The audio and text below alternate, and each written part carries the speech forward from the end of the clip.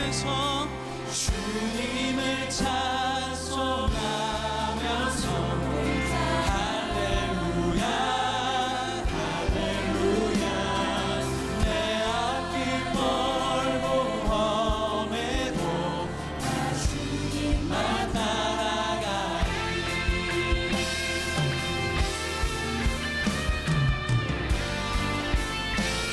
그 두려움이 변하여 두려움이 변하여 내 기도 되었고 전날의 한숨 변하여 내 노래 되었네. 내 주는 자비하셔서 내 주는 자비하셔서 늘 함께 계시고 굽힌 밤을 아시고 늘 채워주시네. 고백합시다. 주님을 찬송하면서 주님을 찬송하면서 할렐루야 할렐루야 내 앞길 멀고 험해도 나 주님만 주님을 찬송하면서 주님을 찬송하면서 할렐루야 할렐루야 내 앞길 멀고 험해도 나 주님만 따라가리.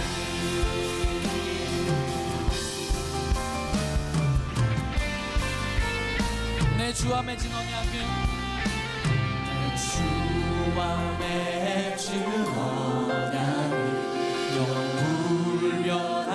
영불변하시니 그 날아가기까지는 늘 보호하시네. 내 주와 맺은 언약은 내 주와 맺은 언약을 영불변하시니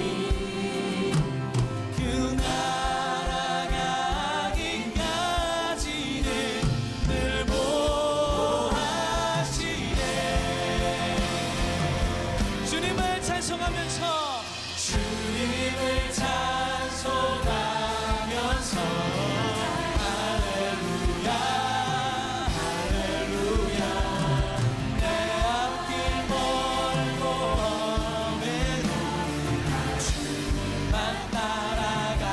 주님을 찬송하면서 주님을 찬송하면서 할렐루야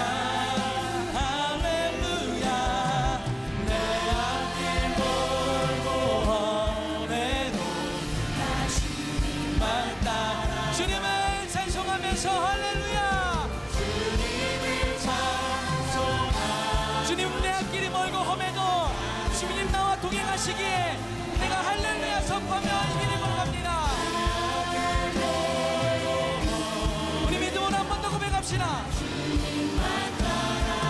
주님을 찬송하면서 주님을 찬송하면서 할렐루야 할렐루야 내 앞길 멀고 험해도 나 주님만 따라가리. 주의 말씀 따라 살아가리. 날 향한 주의 놀라운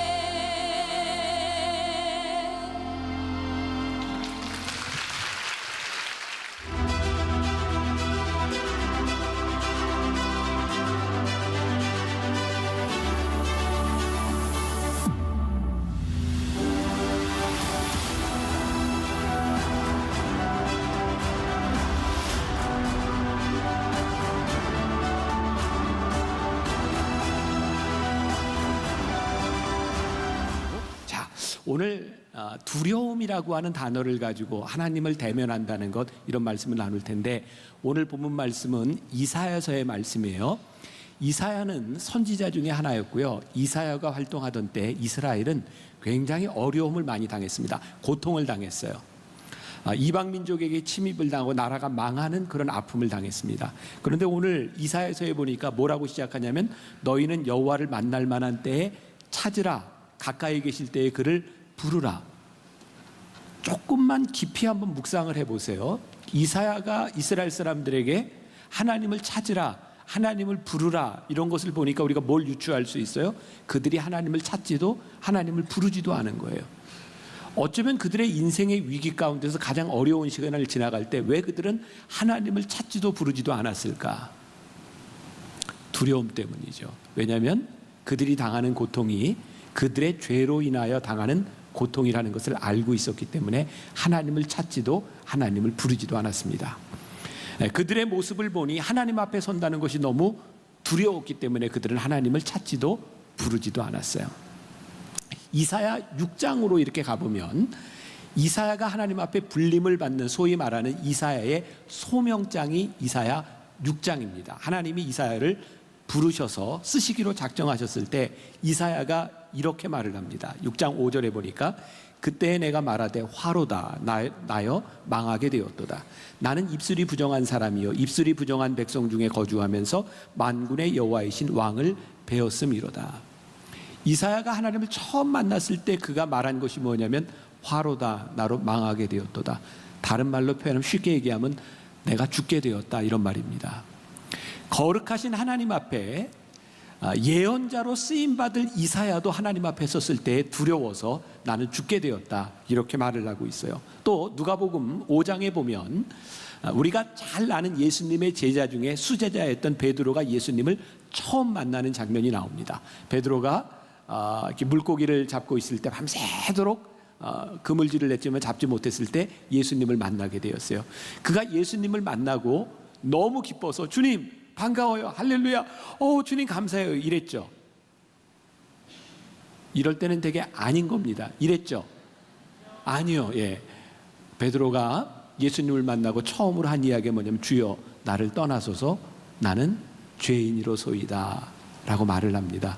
성경에 보면 예수님을 만났던 많은 우리 신앙의 선배들은 처음 하나님을 만날 때 두려웠습니다. 아마 여러분들이 청년 BTD를 통해서 영성 훈련을 경험하기도 하고, 나도 하나님의 은혜를 경험했던 그 순간들을 바라보면 내가 처음 은혜를 받을 때 참 많이 울었던 것 같아요. 내가 너무 부끄럽고 내가 너무 창피하고 내 속에 있는 죄들이 생각나서 하나님 앞에 울었던 기억이 납니다.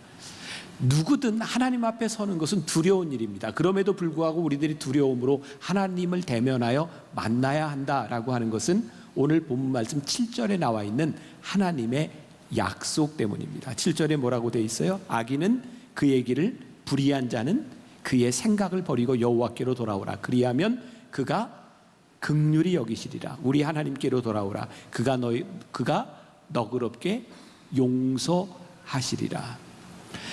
우리가 하나님 앞에 서는 것이 두려운 일이기는 한데, 두려움에도 불구하고 하나님 앞에 나올 수 있는 중요한 이유가 하나 있는데, 그것은 하나님이 우리들에게 하신 약속 때문입니다. 오늘 그냥 주제를 한마디로 이야기하면, 하나님 앞에 우리들이 돌아올 때, 하나님 앞에 우리들이 설 때 우리의 인생에 변화되어야 될 부분들이 많이 있다는 거예요. 저는 신앙의 원리, 신앙을 이렇게 정의할 수 있을 것 같아요. 우리들이 하나님을 바라보며 내 삶의 패턴, 내 삶에 변화될 준비가 되어 있는가, 이것이 신앙의 원리다. 여러분들이 오늘 예배를 드리러 왔어요. 우리가 예배에 대해서 이런 표현을 쓸 수 있죠. 나는 하나님을 만나라가, 하나님을 예배하라가. 근데 이 예배 속에는 우리들이 전제되어야 될 중요한 것이 있는데요, 하나님 앞에서 우리들이 어떻게 변화되어야 될 것인가에 대한 문제죠. 우리의 신앙이 자라지 않고 우리의 믿음이 거짓이라고 하는 중요한 근거를 하나 대라면, 우리들이 하나님을 예배하는데도 우리들이 변하지 않는 겁니다. 그래서 우리들이 끊임없이 물어야 되는 질문이 있어요.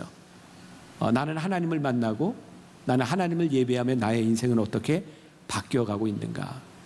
우리는 기도를 합니다. 우리는 기도할 때 어떤 기도를 하나요? 특히 이제 지난주의 말씀과 연결해 보면 우리들은 문제를 가지고 있을 때 기도하기는 쉬운데 아무 문제가 없을 때 기도하는 것이 그렇게 쉽지 않습니다. 문제 가운데서 기도할 때 우리는 늘 어떤 기도를 하냐면, 하나님, 이 환경이 바뀌어져야 되고 나를 둘러싸고 있는 저 사람들이 좀 변화될 수 있도록 주님 변화시켜 주세요 라고 하는 기도를 참 많이 합니다. 그런데 실제 중요한 기도는 내가 하나님 앞에 어떻게 변화돼야 될 것이냐에 대한 문제죠.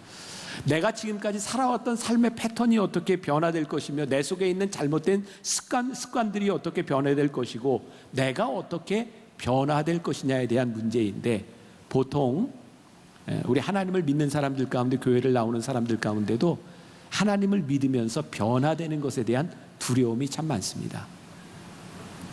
종종 그런 얘기하죠. 나는 진짜 은혜 받을까 봐 영성훈련은 못 가. 여러분들 중에 변화산 새벽기도에 은혜 받을까 봐 안 나오는 사람들이 있잖아요. 여러분, 은혜 받는 거 두렵지 않으세요? 우리가 흔히 이야기하는 은혜 받는다는 것에 대한 표현은 어떤 의미인가요? 내가 은혜를 받으면 내 삶이 좀 바뀌어야 될 것 같아요. 내 삶의 패턴도 바뀌어야 될 것 같아요. 내가 만나는 친구들도 바뀌어야 될 것 같고 나의 삶의 가치관이 변해야 될 것 같아요. 그거 굉장히 두려운 일입니다. 여러분들이 지금까지 살아왔던 여러분들의 삶의 가치관이 변화된다고 하는 것은 그렇게 쉬운 일이 아닙니다. 자, 오늘 그리고 어제 3번 예배를 드리면서 설교하면서 어른들에게는 조금 이렇게 설명하는 게 힘들었지만, 여러분들은 중고등학교, 대학교 요 무렵에 있는 사람들이니까 역사 얘기를 좀 해도 좀 쉽게 받아들일 것 같아요. 그렇죠? 네. 여러분, 세계사적으로 AD 325년은 굉장히 중요한 의미를 가지고 있는 해입니다. 이건 종교적으로도 기독교적으로도 굉장히 중요하지만 세계사에서도 굉장히 중요한 분기점이 되는데, 325년 AD 325년에 로마의 콘스탄틴 대제가 기독교를 공인했습니다. 역사적으로 굉장히 중요한 분기점이 되는 겁니다. 유럽이 굉장히 바뀌게 된 변화인데 325년에 기독교를 공인했다고 하는 말은 무슨 말이냐면, 그 전까지 기독교인들은 핍박을 받았어요. 왜? 그때까지 기독교를 종교로 인정을 하지 않고 이단으로 생각했기 때문에 하나님을 믿는 사람들을 잡아 죽이기도 하고 핍박을 했습니다. 근데 기독교로 공인되는 순간에 핍박은 없어졌고, 이제 기독교는 하나의 종교로 인정이 되면서 그 이후에 381년이 되어서는 로마의 국교가 됩니다. 그러니까 역사적으로 굉장히 중요한 의미를 가지고 있는 이 325년 니케아 종교회의를 주재했던 사람이 콘스탄틴 대제예요. Are you with me? 네, 여기까지 지금 따라오고 있는 거죠? 네, 325년. 근데 이 콘스탄틴 대제, 저는 역사를 이제 전공한 사람인데, 이 콘스탄틴 대제에 대한 여러 논문들이 있는데 굉장히 흥미로운 건 콘스탄틴 대제의 세례를 가지고 논문들이 많이 나옵니다. 논쟁이 있었어요. 콘스탄틴 대제는 세례를 언제 받았냐면, 그가 죽기 전에 침상에서 당시 밀라노의 대주교였던 암브로시우스 감독에게 요청해서 죽기 전에 세례를 받습니다. 그래서 사람들이 콘스탄틴 대제가 진짜 크리스찬이었을 것이냐 아니면 명목상의 그리스도인이었을 것이냐를 가지고 논쟁을 하기도 하는데, 콘스탄틴 대제가 죽기 전에 세례를 받은 이유는 그 당시의 크리스찬들은 세례를 받을 때 지금 우리가 받는 세례하고는 조금 의미가 달랐습니다. 그 사람들은 어떤 생각을 가지고 있었냐면, 콘스탄틴 대제는 어떤 생각을 가지고 있었냐면, 세례를 받은 이후에 지은 죄는 용서받을 수 없다고 생각하고 있었어요. 여러분들에게 지금 그런 믿음을 가지고 얘들아 세례 받아라 그러면 여러분들 어떻겠어요? 지금 세례를 받는 게 나을까요? 조금 더 있다 받는 게 나을까요? 조금 더 있다, 이왕이면 죽을 때 받는 게 굉장히 유리할 겁니다. 왜? 우리들 중에 누구도 우리의 죄성에 대하여 자신할 수 있는 사람이 없으니까. 콘스탄틴이요, 그래서 죽을 때 세례를 받습니다. 우리도 동일하게 생각을 합니다. 그래, 세례받은 이후에 죄는 용서받을 수 없다고 하면 우리들이 죽을 때 세례를 받는 게 제일 잘하는 일이야 라고 생각할지 모릅니다. 두려운 거죠. 우리들이 하나님 앞에 서서 살아간다고 하는 게 굉장히 두려운 일입니다. 그런데 문제는 콘스탄틴 대제가 나는 죽을 때 세례를 받는 것이 가장 수지 맞는 일이라고 생각했을지 모르지만 그는 그렇게 세례를 받았지만 우리 중에 누가 우리 생명에 대하여 우리들이 정한 기한에 대하여 자신일 수 있는 사람이 누가 있습니까? 굉장히 두려운 일이고 우리는 거기에 대해서 누구도 자신 있는 사람이 없어요. 근데 중요한 것은요, 우리가 세례를 받은 이후에 지은 죄가 용서받을 수 없다고 하는 두려움보다 우리들이 하나님 앞에 대면하여 세례를 받으며 하나님 앞에 믿음의 사람으로 살아가는 감격을 모르기 때문에 두려움이 그 감격을 압도해버리는 거죠. 우리가 하나님의 은혜를 경험하고 두려움 가운데 하나님의 은혜를 경험하면 그 두려움 가운데서 우리를 살아갈 수 있게 하시는 하나님의 은혜를 소망하며 살아갈 수 있는데 하나님 앞에 대면하지 않기 때문에 우리는 끝까지 두려움을 직면하지 못하고 하나님 앞에 서지 않으려고 하는 경우들이 많은 거예요. 오늘 말씀 가운데 우리가 그냥 지나칠 수도 있는데 너희들이 여호와를 만날 만한 때에 찾으라, 가까이 계실 때에 그를 부르라 라고 하시는 이 말씀이 굉장히 중요한 의미가 있는 것 같아요. 우리들에게 만날 만한 때, 우리들에게 찾을 만한 때, 그때가 언제인지 아세요? 이 말씀이 우리들에게 들려질 때입니다. 오늘 이 말씀을 듣는 우리들에게 이 최적의 시간, 하나님 앞에 직면한 우리들의 문제를 바라보는 것이 어떤 의미를 가지고 있는가, 오늘 이제 그것들을 좀 풀어가려고 하는데, 몇 년 전이에요. 제가 아주 인상적인 간증을 하나 듣게 되었어요. 미국에서 지금 이제 구세군 이제 사관이라고 하죠. 목회자로 있는 분인데 그분이 미국에 가기 전에 한국에서 미 8군에서 일을 했고요. 미국으로 가서는 나이트클럽을 운영하고 있을 때였답니다. 식당을 경한 나이트클럽이었는데 어느 날 한 사람이 와서 이 건물에 이제 식당을 하루 이제 빌리려고 하는 그런 이제 흥정을 하고 있는데 빌리러 온 사람이 나이트클럽 주인에게 전도를 했대요. 복음을 전했대요. 아주 예사롭지 않은 일이죠. 나이트클럽 주인에게 복음을 전하는 것도, 그것을 듣는 것도 예사롭지 않은 일이었어요. 그런데 참 신기하게도 그 복음을 듣는 순간 이 사람의 마음 가운데 어떤 생각이 들었냐면 나도 한번 교회를 가봐야 되겠다 이런 생각이 들었대요. 그래서 새벽에 그 나이트클럽 근처에 있는 교회를 갔는데 그날부터 목사님이 새벽 시간에 요한복음 1장부터 강해를 했대요. 1장 말씀이 이런 거예요. 1절, 태초에 말씀이 계시니라. 이 말씀이 하나님과 함께 계셨으니 이 말씀은 곧 하나님이시니라. 이 말을 듣는 순간 하나님 존재에 대한 그런 생각을 가지게 되었고 계속해서 나와봐야 되겠다 생각을 했는데 그 다음 날은 요한복음 2장 강해를 했답니다. 혹시 여러분 요한복음 2장에 어떤 내용이 있는지 아세요? 고마워요. 이렇게 몰라서. 아유, 참 내가 설교하기가 얼마나 좋은지 몰라. 자, 요한복음 2장은요. 예수님이 처음으로 행하신 기적의 이야기가 나옵니다. 가나의 혼인잔치에서 물을 포도주로 만든 기적의 이야기예요.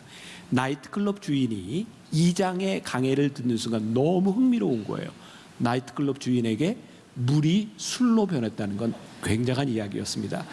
그래서 계속해서 들어봐야 되겠다는 생각이 들어서 매일 나와서 예배를 드리다가 이분의 삶 가운데 하나님이 찾아오신 거죠. 믿음은 들음에서 난다고 했는데 어쩐 일인지 교회를 찾아가야 되겠다, 말씀을 들어야 되겠다고 하는 그 열망이 그의 삶을 변화시키기 시작했고 이제 그의 주변에 있는 것들이 변화되기 시작했어요.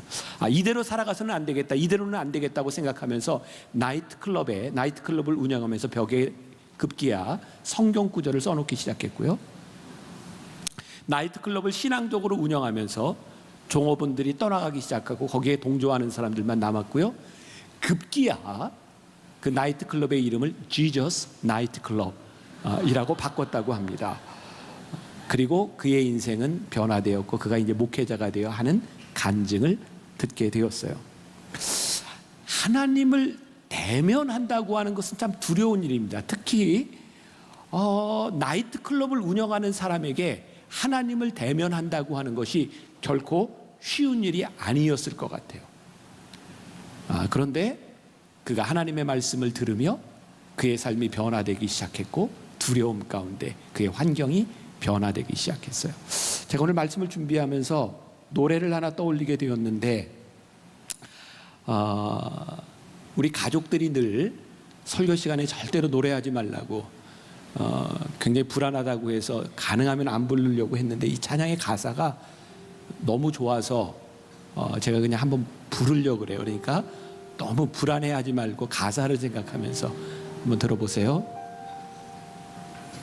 내가 주님 알기 전에 나의 모든 생활 속에 아무 문제 없는 줄 알았네. 오, 내가 주님 알기 전에 나의 모든 생활 속에 아무 문제 없는 줄 알았네. 그러나 주님 나를 찾아와 내게 빛이 되었을 때 나는 나의 더러움을 보았네. 오, 주님 내게 가까이 하지 마소서. 나는 더러운 사람. 내가 주님 알기 전에 나의 모든 생활 속에 아무 죄가 없는 줄 알았네. 오, 내가 주님 알기 전에 나의 모든 생활 속에 아무 죄가 없는 줄 알았네. 그러나 주님 나를 찾아와 내게 빛이 되셨을 때 나는 나의 더러움을 보았네. 오, 주님 내게 가까이 하지 마소서. 나는 더러운 사람. 베드로에게 찾아오셨던 주님, 나의 생활 속에 아무 문제 없는 줄 알았는데, 나의 생활 속에 아무 죄가 없는 줄 알았는데 주님 내게 빛이 되었을 때 나는 나의 더러움을 보았네. 주님 나를 가까이 하지 마소서. 나를 떠나소서. 우리가 주님을 가까이 한다는 것, 주님을 대면해야 한다는 것 두려운 일입니다. 그래서 너무 두려워서 주님 나를 떠나소서라고 말할 정도로 두려운 일인데, 주님을 마주하며 우리들의 삶에서 시작되는 변화가 있어요.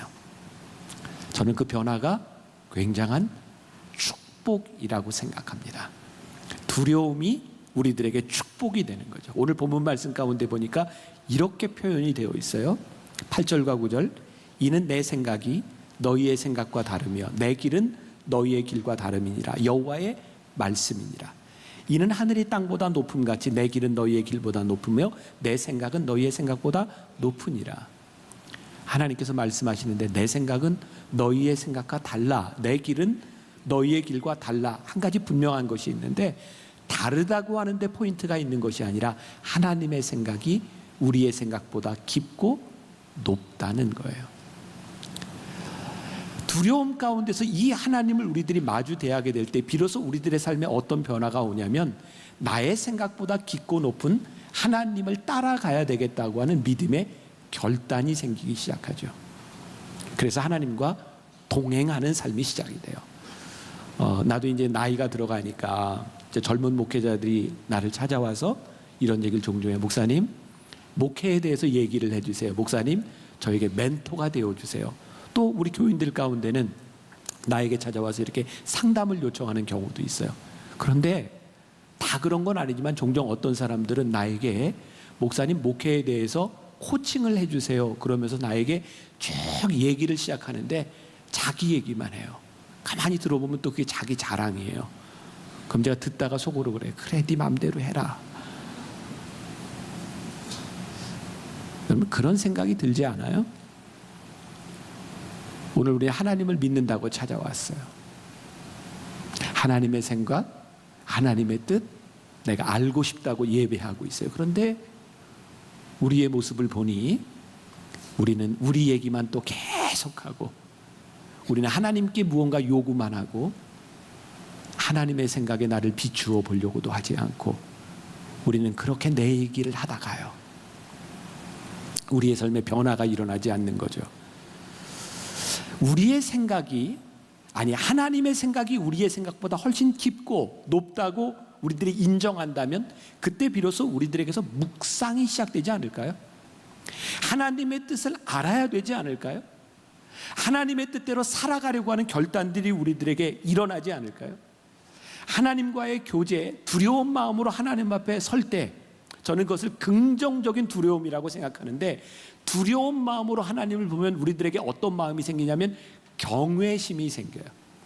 경외하면 우리는 하나님의 말씀에 대하여 순종하게 돼요. 하나님의 말씀에 순종하며 살아가다 보면 우리는 하나님과 친밀해집니다. 그러니까 하나님을 대면하여 두려운 마음으로 하나님을 대면할 때 우리들에게 와지는 결론적인 것은 뭐냐면 하나님과의 친밀함입니다. 우리들에게 이 친밀함이 생기지 않는다면 우리들이 하나님을 두려움으로 대면하지 않았다는 거예요. 저는 우리 젊은이들, 이곳에 예배하는 여러분들 가운데 하나님 앞에 두려움으로 설 수 있는 역사들이 있었으면 참 좋겠습니다. 하나님의 말씀이 여러분들을 두렵게 했으면 좋겠어요.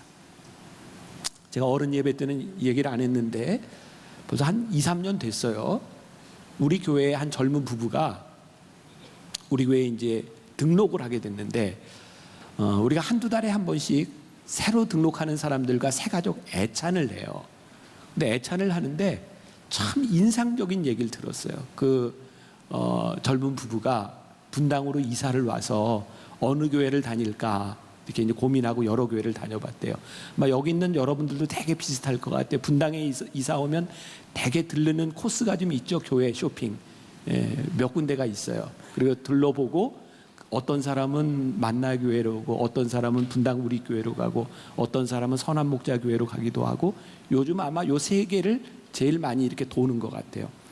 그분도 와서 이렇게 분당에 있는 교회를 돌다가 하나님께 그런 기도를 했대요. 하나님, 제가 어느 교회 가서든지 예배를 드릴 때, 말씀을 들을 때 그 말씀이 나를 불편하게 하는 교회가 있다면 그 교회에 등록하게 해주세요. 그렇게 기도를 했대요.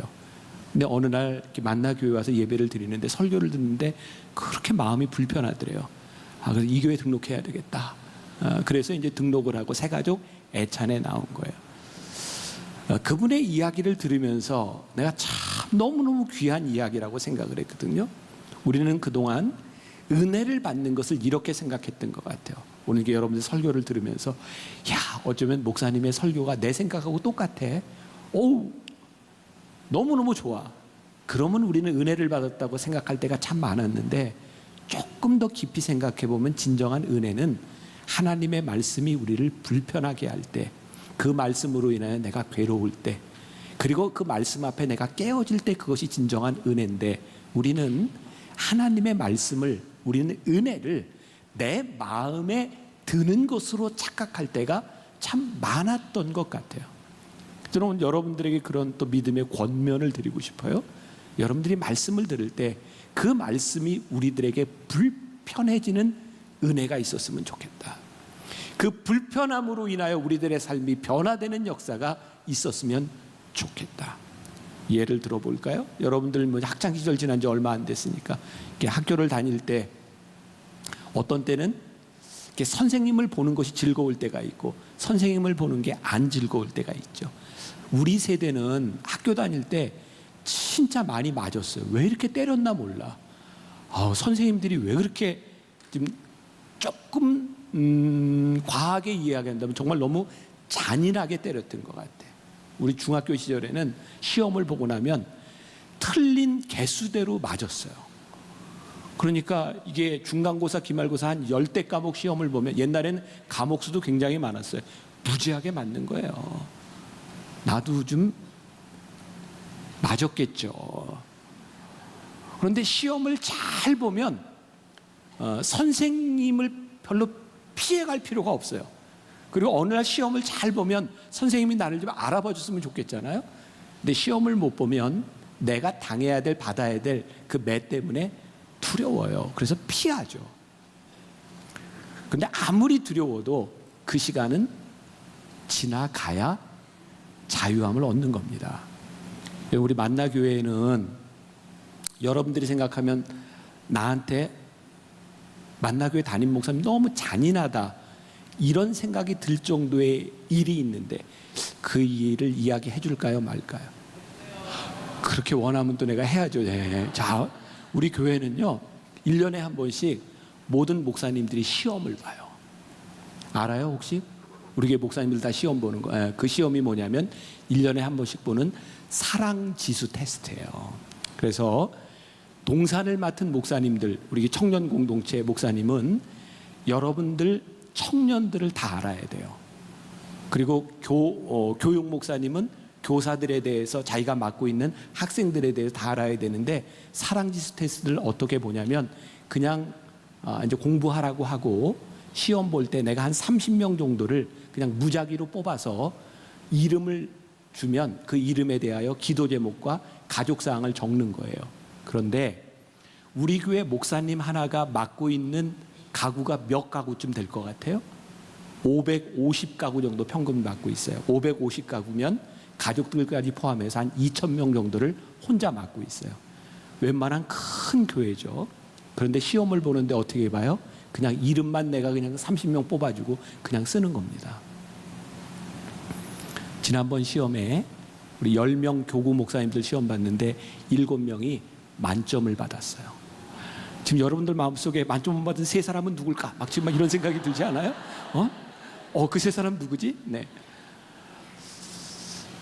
시험을 보고 이렇게 목사님들한테 내가 이렇게 물어봤어요. 힘들지? 힘들대요. 이 시험 안 봤으면 좋겠지? 안 봤으면 좋겠대요. 한 목사님이 이런 얘기를 하더라고요. 목사님, 그런데요, 나도 담임자가 돼서 어떤 교회를 가면 이 시험 볼 것 같아요. 목사님들에게요, 교인들의 이름을 외우고 기도 제목을 외우고 가족들을 외우는 것이 참 힘든 일인데 한번 외우고 나야 교인들을 만날 때 기도 제목이 생각나고 가족들이 생각나고 기도가 돼요. 그래서 우리 교회는 참 힘든 일이지만 이 일을 합니다. 그리고 3명이 누굴까 궁금할지 모르지만 그 3사람도 거의 퍼펙트하게 점수를 맞았고요. 우리 교회는 이것 때문에 잘못되는 목사님들이 하나도 없어요. 참 힘든 일인데 이 과정을 지나가야 목회자로서 교인들을 바라보며 그 마음들이 생겨지는 거죠.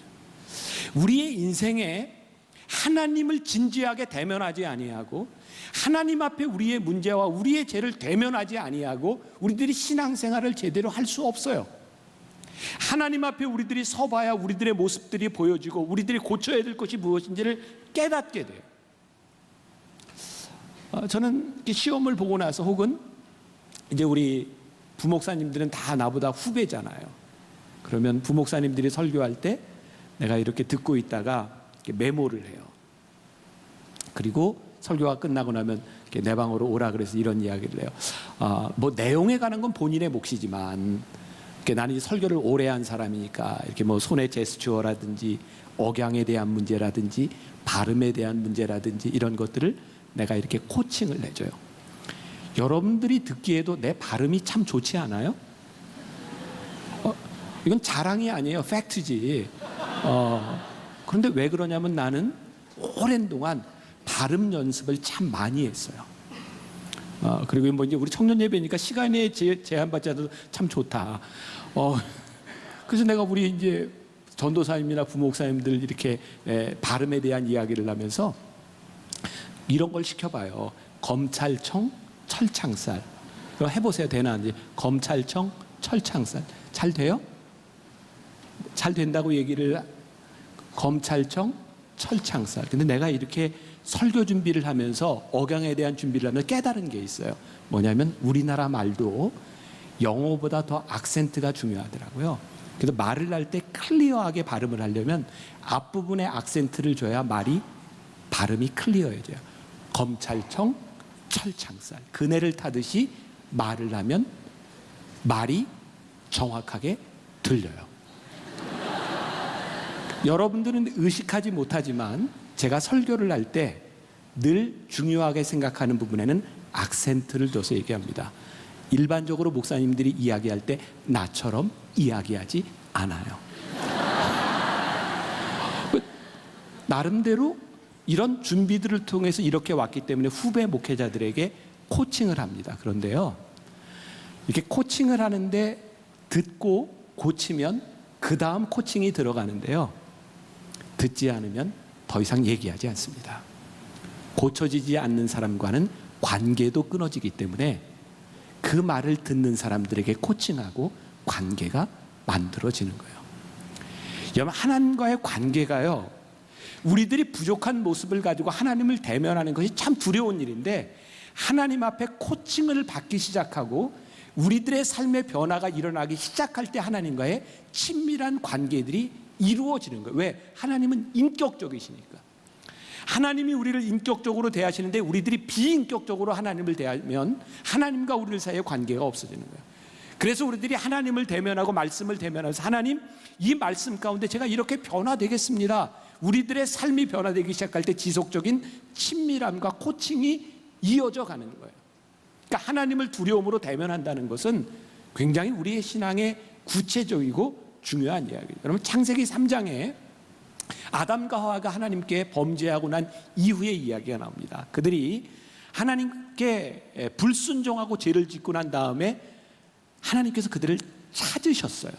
창세기 3장 8절 우리 같이 한번 봉독해 봅시다. 시작. 그들이 그날 바람이 불 때 동산에 거니시는 여호와 하나님의 음성을 듣고 아담과 그의 아내가 여호와 하나님의 낯을 피하여 동산나무 사이에 숨은지라. 자, 이 문맥을 보세요. 상황을 보세요. 뭘 우리들이 유추할 수 있냐면, 그들이 범죄하기 전에 아담과 하와는 하나님과 함께 동행하며 거닐며 교제했어요. 근데 하나님 앞에 범죄하고 난 이후에도 하나님께서는 동일하게 그들을 찾으셨어요. 그런데 이들이 하나님의 낯을 피하여 숨었다라고 되어 있습니다. 자, 아담과 하와의 문제는 죄를 지은 것이 아닙니다. 자, 이건 이제 극단적인 이야기인데, 죄를 지은 것이 문제가 아니라 그들에게 진짜 문제는 죄를 짓고 난 다음에 하나님의 낯을 피하여 숨었다는 데 있어요. 아담과 하와뿐만 아니라 여기에 설교하고 있는 나, 말씀을 듣고 있는 여러분들 중에 누가 하나님 앞에서 완전할 수 있어요? 그러니까 우리의 인생은, 우리의 삶은 참 불완전해요. 우리들이 언제든지 불순종할 수 있고 언제든지 죄를 지을 수 있는 존재인 거예요. 여러분, 우리 인간의 존재는 그렇게 완전하지 않기 때문에 여러분들이 죄를 짓는 것이 비정상적인 것이 아니라 어쩌면 죄를 짓는 것이 정상적인 인간입니다. 중요한 것은 우리들이 죄를 짓고 하나님 앞에 불순종했을 때 여전히 우리를 찾고 우리를 부르시는 하나님 앞에 두려워서 낯을 피하여 숨는 데 있는 거예요. 우리들이 하나님 앞에 두렵지만 하나님을 대면하기 시작할 때, 하나님 앞에 나아오기 시작할 때, 주님, 나를 떠나소서, 내가 두렵습니다라고 말할 때, 그 순간들을 통해 하나님이 우리를 만져주시고 우리를 변화시켜 주시는 거예요. 하나님을 만날 만한 때, 가까이 계실 때 찾으라 부르라, 무슨 말일까요? 하나님이 안 계실 때가 있었을까요? 아니요, 저는 그렇게 생각하지 않습니다. 단지 우리가 하나님을 의식하지 못하고 살고 범죄하고 우리들이 죄를 지을 때, 두려운 마음으로 하나님을 대면하는 때 너희들이 하나님을 찾으라 부르라, 지금 우리들에게 그 때가 되었다고 말씀하죠. 다시 아까 은혜의 이야기로 잠깐 돌아오면, 은혜를 받으면 우리의 삶을 변화하고 내가 지금까지 살아왔던 다른 삶의 패턴으로 살아가야 된다는 것이 참 두렵게 느껴지는데요, 은혜를 받아보면 은혜 받은 자로 살아갈 수 있는 능력을 하나님이 주세요. 대부분 세상과 많은 관계를 맺고 많은 친구들을 가지고 있었던 사람들의 고민이, 예수 믿는 게 나쁘지는 않은데 예수를 믿으면 내가 지금까지 살아왔던 삶과 다르게 살아가야 될 것들에 대한 두려움들이 있거든요. 두려워하지 마세요. 하나님께서 그 삶을 살아갈 수 있는 능력도, 새로운 기쁨도 하나님이 우리들에게 주시거든요. 나는 친구들이 대부분 목사 친구들이잖아요. 가끔 사람들이 나는 이제 초등학교 동창도 6학년 내 일반 동창들이 반창회를 모이면 아직도 32명이 모여요. 놀랍지 않아요? 여러분들이 안 놀래니까 내가 깜짝 놀래잖아요. 아니 6학년 일반 6학년 같은 반 반창이 그렇게 모인다니까. 와, 네. 그래서 아니 요번 우리 아들 결혼할 때도 그 반창에 우리 반 애들이 한 20명이 결혼식에 왔어요. 근데 내가 너무 불안해서 내 친구들 방을 따로 이렇게 만들었어요. 이렇게 날 보고 어떻게 대할지 몰라서. 근데 그 친구들이 나한테 가끔 이런 얘기를 해요. 걔네들한테는 내가 지금까지 그냥 병삼이에요. 병삼아, 또 무슨 재미로 사니? 그 제가 그래, 나 재밌게 살아. 무슨 재미로 사냐요? 나 재밌다니까. 우리 목사 친구들 모이면요, 사람들이 잘 이해를 못해요. 어떻게 남자들끼리 술 안 먹고 밤새고 그렇게 얘기하냐고. 된다니까요. 재밌어요. 세상이 살아가는 방식이 있고 하나님이 우리들에게 주신 사명을 함께 누리며 나누며 살아가는 삶의 방식이 있고요, 은혜로 살아가는 방식이 있고 세상적으로 살아가는 방식이 있어요. 여러분, 하나님의 뜻대로 하나님의 부르심을 받고 살아가는 우리들의 인생이 그렇게 보링하지 않습니다. 익사이팅해요. 하나님의 사명을 이루는 삶이요, 굉장히 익사이팅한 인생. 이 세상이 이해할 수 없는 삶을 살아요. 종종 제 친구들, 저를 알고 있는 사람들 저한테 그런 얘기 많이 하죠. 목사님, 목회가 너무 힘들지 않아요? 힘드셔서 어떻게 해요? 난 여러분들에게 정말 자신 있게 이야기할 수 있는데, 나는 또다시 태어나서 이 인생을 살다 나는 목사로 삽니다. 왜? 익사이팅하니까. 하나님이 여러분들을 부르신 은혜의 삶은요, 하나님이 은혜의 삶을 살 수 있도록 여러분들에게 능력도 주세요. 고린도 후서 1장 18절부터 22절까지 말씀 우리 한 절씩 교독할 텐데, 여기에 예라고 하는 단어에 주목해서 한번 한 절씩 교독해 봅시다. 고린도후서 1장 18절부터 22절 제가 먼저 봉독해요. 하나님은 미쁘시니라. 우리가 너희에게 한 말은 예하고 아니라 함이 없노라.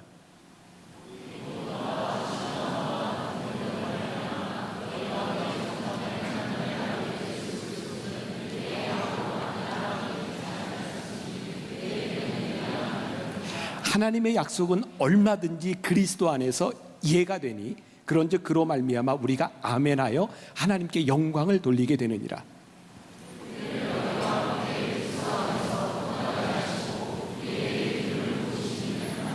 같이 봉독합니다. 그가 또한 우리에게 인치시고 보증으로 우리 마음에 성령을 주셨느니라. 자, 여기에 예라고 하는 말이 나와요. 예. 영어 성경에 보면 yes라는 말이 yes. 하나님이 우리들에게 약속하신 것이 뭐예요? yes가 됐다는 거예요. 근데 이 yes를 조금 신학자들이 뭐라고 얘기하냐면 divine yes, 신적 긍정이라고 얘기합니다. 하나님께서 우리들에게 약속하신 것, 하나님께서 우리들에게 주신 것이 이해가 된다는 거예요. 하나님께서 우리들에게 약속하셨다는 거예요. 그런데 우리들은 늘 불안하죠.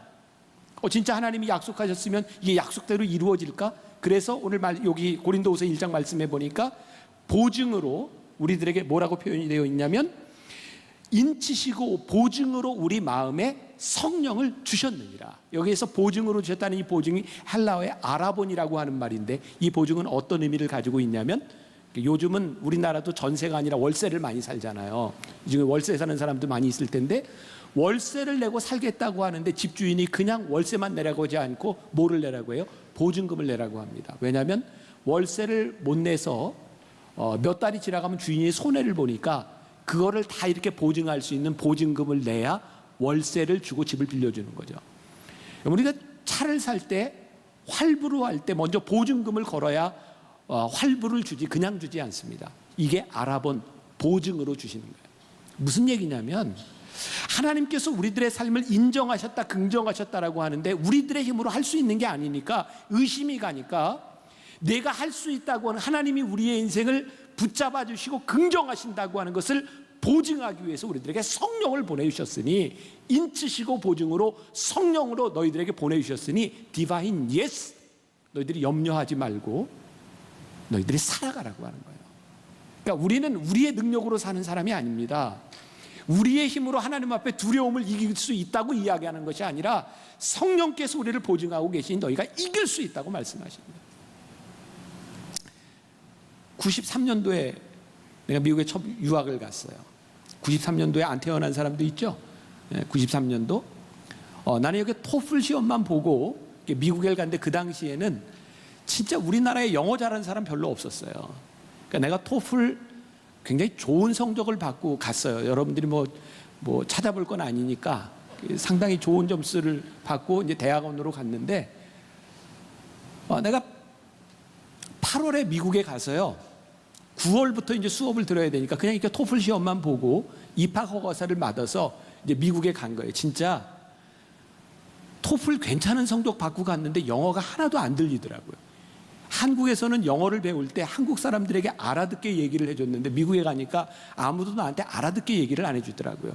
그리고 다민족 사회이기 때문에 미국은 당연히 아시안이라도 영어를 잘하리라고 생각하니까 내가 정말 못 알아들었어요. 그때 미국 시카고에 처음 갔을 때 우리 형은 미국의 변호사였어요. 그래서 학교 기숙사로 들어가기 전에 잠깐 동안 우리 형 집에서 내가 이렇게 얹혀 살았는데 낮에는 이게 혼자 있는데 전화가 왔어요. 근데 보니까 내가 다 알아듣지는 못해도 조금은 알아듣잖아요. 그게 보니까 은행에서 전화가 온 거예요. 근데 나는 영어 이름이 샘 킴이에요. 병삼 샘 킴. 우리 형은 병국, 그래서 벤 킴. 샘 킴, 나는 세뮤엘 샘 킴이에요. 이렇게 전화를 받는데 나한테 무슨 뭐 킴 뭐 어쩌고 저쩌고 하는데 내가 할 수 있는 제일 잘 할 수 있는 영어는 yes였어요. yes 했더니 이름을 좀 대달라 그러더라고요. 그래서 병삼 킴 하고 이제 스펠을 불러줬더니 됐다 그러는데 이렇게 벤 킴, 패밀리 네임이 같으니까 뭐 이렇게 하고 나한테 몇 개를 묻고 인적사항을 전해주고 yes 했는데 며칠 후에 은행에서 나한테 이게 봉투가 하나 왔는데 크레딧 카드가 왔어요. 깜짝 놀랐어요. 내가 크레딧 카드를 받을 사람이 아닌데 아직 나 소셜 이제 시큐리티 받고 이제 막 운전면허 시험 이게 보고 했는데 그 나중에 형이 알아보니까 내가 이름을 그냥 이렇게 예스하고 잘못되면 내 이름을 대줬고 형 집에 얹혀 사는 관계로 내가 크레딧 카드를 받아가지고요 5년 후에 나올 때 우리나라 IMF 될 때 내가 크레딧 카드의 그 신용이 10만 불 정도를 내가 현금으로 쓸 수 있는 정도의 크레딧을 가지고 온 사람. 그때 내가 10만 불 가져왔으면 IMF 때 돈을 좀 벌었을 거예요. 근데 지금 이렇게 생각해 보면 참 엉뚱했던 게 그 당시 유학생 중에 크레딧 카드가 쉽게 나오지 않았어요. 몇 달을 살고 차도 사고 뭐 활부도 내고 그래야 크레딧 카드가 쌓이는데 나는 형 집에 함께 사는 것 주소를 하나 얹어놓은 것 때문에 크레딧 카드를 받았어요. 그때 내 기억에 야 이게 참 재밌는 거구나. 나의 능력이 아니라 내가 형 집에 얹혀 사는 것만으로 나에게 크레딧이 생기는 거구나. 나는 우리의 신앙생활을요 우리들의 능력을 내가 가지고 있는 능력 가지고 할 수 있다고 생각하지 않아요. 여러분들의 직장과 여러분들의 학교에서 여러분들의 가정에서 내가 가지고 있는 능력을 가지고 여러분들 진짜 젠틀하고 여러분들 크리스찬으로서 정직하고 여러분 그렇게 살아갈 수 있는 능력이 우리들에게 있어요? 아니요. 우리 그런 정도의 능력 없습니다. 그런데 우리들이 기억하는 것이 있어요. 성령으로 우리들에게 인치시고 보증으로 우리들 속에 보내신 성령님으로 인하여 내가 부족하지만 성령님께서 나를 붙잡아 주심을 인하여 내 부족함 인정하고 내가 두려운 마음으로 하나님을 바라보며 하나님 나를 붙잡아 주시면 제가 이 길을 갈 수 있습니다. 담대하게 우리들의 삶의 변화를 시작하고 오늘 여러분들 하나님을 찾을 만한 때에 찾으라고 부르짖을 만한 때에 부르짖으라고 어쩌면 오늘 우리들에게 이 말씀을 들으면 하나님이 우리들에게 정말 중요한 기회를 주시고 있는 것 같지 않아요? 내가 하나님 앞에서 내 인생에 변화해야 될 것이 무엇인가? 하나님의 말씀 앞에서 복음 앞에서 우리들이 변화해야 될 것이 무엇인가? 여러분들과 함께 부르고 싶은 찬양이 하나 있습니다. 말씀 앞에서. 오늘 말씀의 내용들이 이 찬양 가운데 다 요약이 되어 있는데 우리들 상황이 다 다르잖아요. 우리 형편도 다 다르고 하나님 앞에 우리들이 내놓아야 될 것도 다 다르고 그리고 하나님 우리를 붙잡아 달라고 기도해야 될 것도 다 다르고 전 여러분들의 그런 도전을 한번 하고 싶어요. 여러분 하나님의 말씀 앞에 여러분들의 운명을 한번 걸어보세요.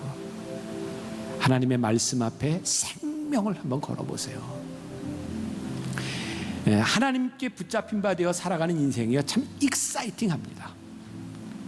세상과 다른 익사이팅한 인생이 우리들에게 있어요. 우리 함께 찬양하며 우리 마음속에 또 한번 결단도 하고 기도할 수 있으면 좋겠습니다.